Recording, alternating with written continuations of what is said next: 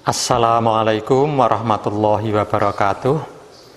Alhamdulillah wa syukrulillah wa la haula wa la quwata illa billah.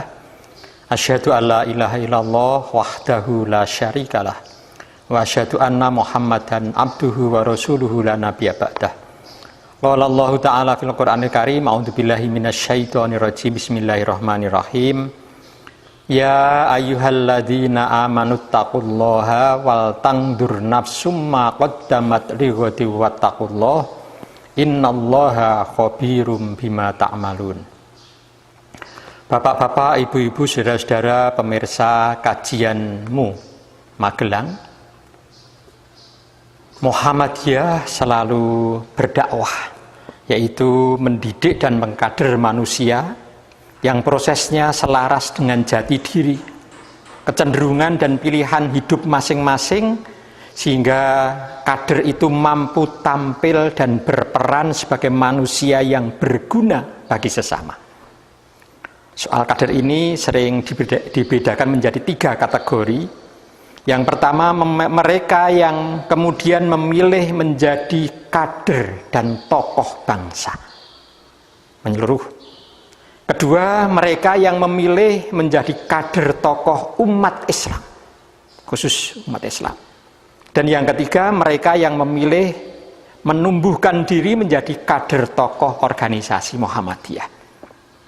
Nah, di antara mereka yang tumbuh menjadi kader dan tokoh bangsa adalah Insinyur Haji Juanda Kartawijaya. Beliau pernah memilih sebagai guru lantas kepala SMA Muhammadiyah Jakarta daripada menjadi dosen di alma maternya ITB. Baru kemudian beliau memilih jalan hidup untuk berperan di kancah umum kebangsaan, sehingga tampillah beliau sebagai tokoh hebat bangsa Indonesia. Ada 7 fakta sejarah tokoh bangsawan Sunda ini yang antara tahun 1933 sampai 1937 menjadi mengabdi guru dan menjadi kepala di SMA Muhammadiyah Jakarta. Fakta yang pertama, terkader di SMA Muhammadiyah Jakarta tahun 33 sampai 37. Juanda saat itu ditawari menjadi dosen di alma maternya ITB Bandung, tapi beliau memilih menjadi guru di SMA Muhammadiyah Jakarta yang gajinya tentu tidak seberapa dibandingkan menjadi dosen. Bahkan kemudian dipercaya oleh institusi SMA Muhammadiyah Jakarta menjadi kepala sekolah swasta. Itu tidak mungkin kecuali karena terpanggil. Fakta yang kedua, beliau merupakan pegawai teladan yang bekerja melampaui batas panggilan tugasnya. Ya. Selepas dari guru dan kepala di SMA Muhammadiyah, kemudian masuk menjadi pegawai di Jawatan Irigasi Jawa Barat. Kemudian berpindah di lembaga DPU di Jawa Barat. Nah, menjelang Indonesia merdeka, Juanda memimpin peralihan jawatan kereta api dari kekuasaan Jepang ke Indonesia.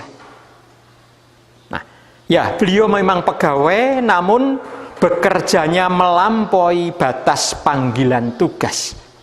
Tanggung jawabnya jadi tampak jelas, kepemimpinannya jadi tampak kuat di antara yang lain. Kemudian fakta yang ketiga, Juanda dipercayai sebagai menteri antara tahun 46 sampai dengan 63 awal Indonesia merdeka hingga 11 kali. Nah, sesuai zaman saat itu, setelah Indonesia merdeka, beliau dipercaya menjadi Menteri Perhubungan dan Pengairan, kemudian menjadi Menteri PU, kemudian pernah pula menjadi Menteri Pertahanan, bahkan pernah menjadi Perdana Menteri.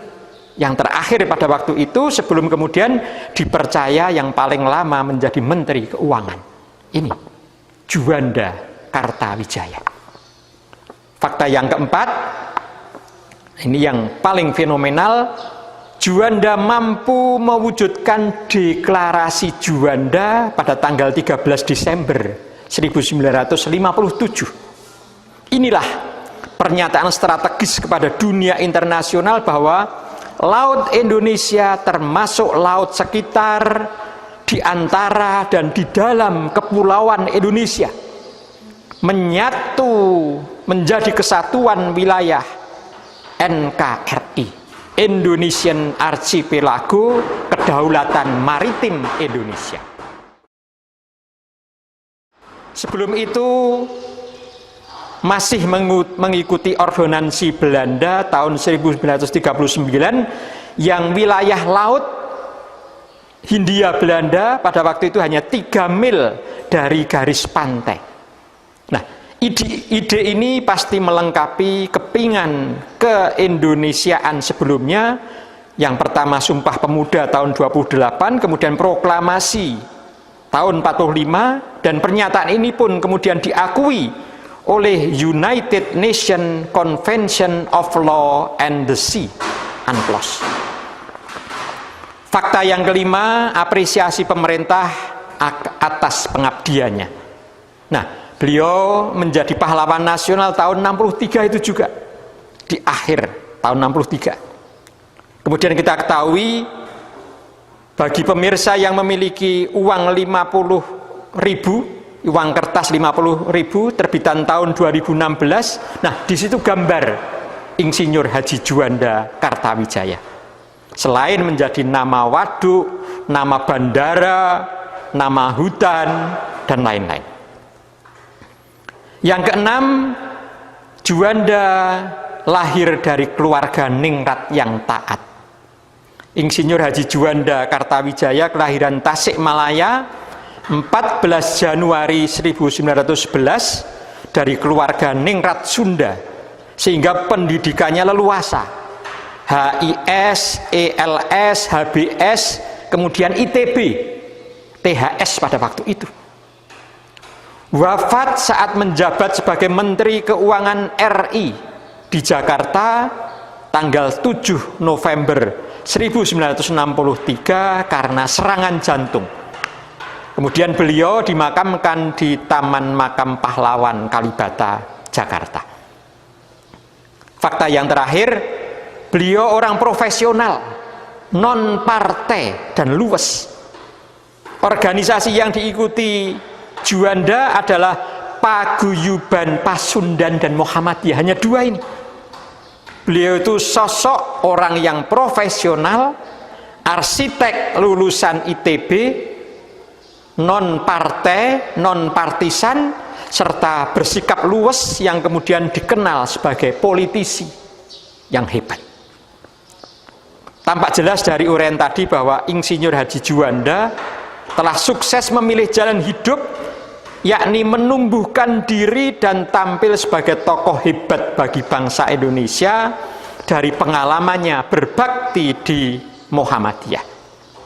Pendidikan beliau sejatinya di bidang teknik ITB, namun nyatanya memilih menjadi guru SMA Muhammadiyah, kemudian sebagai pegawai teladan, serta yang terakhir sebagai seorang politisi yang berani mempertaruhkan apa saja, jiwa, harta, dan kemampuan segalanya bagi kejayaan bangsa dan negara Indonesia.